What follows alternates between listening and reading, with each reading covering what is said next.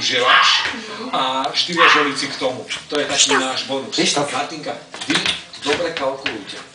Vy taktizujte, pretože je to veľmi dôležitá podstata.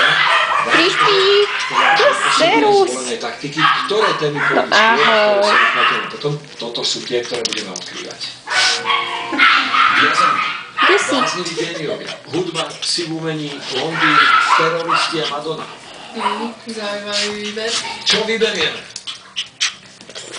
Tak skúsme to Madonu. Poďme na Madonu. Aký vrtky ty píšeš.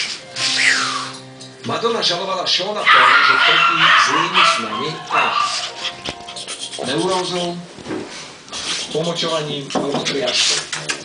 Sean Penn trpí zlými snami a ešte niečím v tom.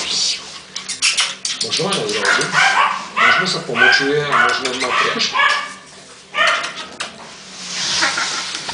Krištík. No podľa mňa z tých No, serus. Pomoc. Pomočovanie najviac. Triažka to by asi nebola vec, na ktorú by sa sťažovala. On iba utekal, nevie normálne ísť, ty kokso. Čau. To triažka mi tam vôbec nesedí. Že si to skúsim rozdeliť na to A a B. V rovnakom pomeru. Ačko, Bčko?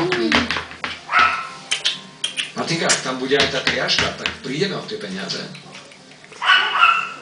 No potom budem mať asi triažku, pevne.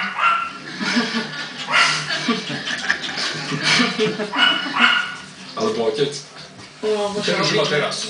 No, lebo viete, že ak ideme riskovať žolika, tak mi príde, že na čo ešte riskovať aj v tej otázke. Samozrejme, je to vec peniaz.